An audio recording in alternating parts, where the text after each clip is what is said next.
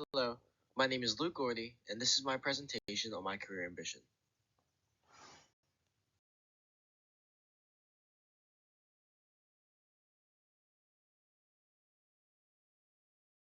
10 years from now, I will be 28 years old. As for a career plan, I plan to become invested in the realm of physical therapy. Physical therapists must go through a bachelor's and doctorate program, with some institutions offering accelerated degrees. With my current major being exercise science, I plan to apply to graduate school when I'm finished here. Graduating in 2026 and continuing on to graduate school right after, which will take an additional 3 years to complete, I will enter the field full time with complete licensure in 2029. At this point, I will be 25 years old, which leaves 3 years of potential experience between graduation time and the decade mark. In that time frame, I also plan on gaining a specialization in sports rehabilitation, which is a sports clinical specialist. Specializations take at least 2,000 clocked hours, which translates to 50 40-hour weeks. This is nearly the equivalent to a whole year, which may be in progress or completed 10 years from now. For a sports clinical specialist, you need CPR certification, a certification for acute management of injury and illness in sports medicine, and 2,000 hours of direct patient care in sports within the past 10 years, including 100 hours in an athletic venue. Bachelor's of Exercise Science degree requires 120 credit hours, 80 professional development hours, 40 of which coming from experience, 20 from certification, and then the final 20 being allotted between the two, a 250-hour internship, a C- in all foundational courses, and a GPA of 2.0 or greater. According to Agape Physical Therapy, since 2005, graduate school is required to become a physical therapist to allow patients to attend a physical therapy clinic without prescription from a physician. According to the American Physical Therapy Association, by 2020, all physical therapists must have a doctorate degree. Most graduate programs require numerous science-related prerequisite course completions on top of professional development hours and letters of recommendation. Ohio State University's DPT program calls for a bachelor's degree, biology 1 and 2, chemistry 1 and 2, physics 1 and 2, psychology, anatomy and physiology, exercise physiology, and statistics 1. On top of this, students must retain a 3.0 GPA, at least 40 hours of professional development, 3 letters of recommendation, and 1 essay. Additional licensures and certifications are not required, but some can be earned through NASM or ACSM. The certified personal trainer is attained through NASM, which is the National Academy of Sports Medicine, and the certified strength and conditioning specialist is earned through the NSCA, which is the National Strength and Conditioning Association.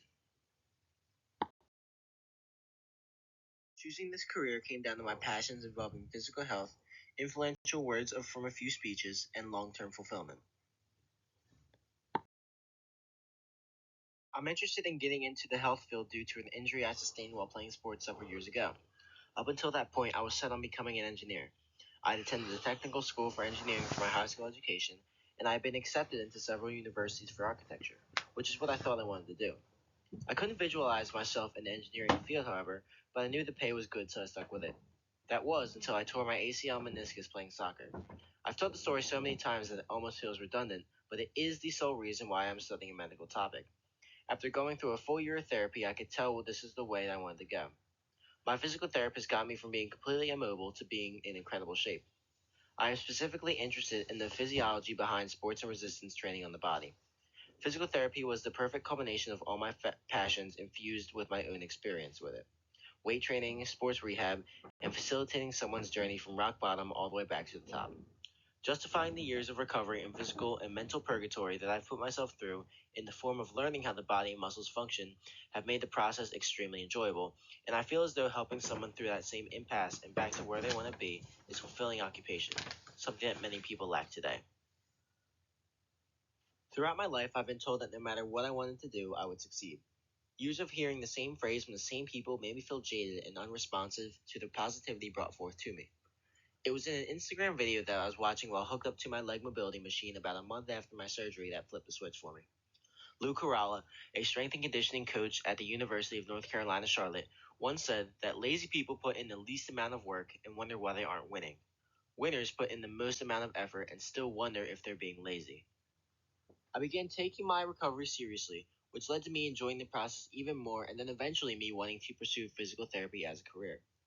Establishing a winning mentality has changed the way I went about choosing what was right for me, and it continues to influence my moral compass and internal motor today. Physical therapy is such a fulfilling occupation to me because of the constant process and nuances that are squished between the initial injury and the final result, a recovery. The work put in between those times is often blurred and unacknowledged by most. I've witnessed firsthand people going from that rock bottom all the way through the recovery process to the top. I was grateful to form relationships with the trainers that I worked with, and it was even fulfilling on my end to thank them for helping me the whole way through. Being able to help someone out, even in the smallest ways, is fulfilling on its own, and this career amplifies that exponentially. I want to be the source of light in someone's darkness, the empowerment and affirmation that they can achieve their goals and get over any obstacles that are in the way. I wanted to analyze the numbers regarding my future salary and potential room for growth.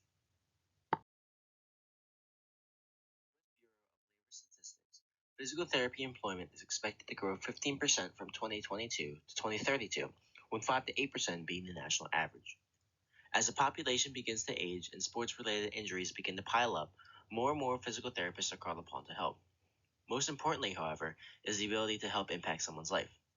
According to ZipRecruiter.com, the average entry level PT makes about $44 an hour or $91,700 per year.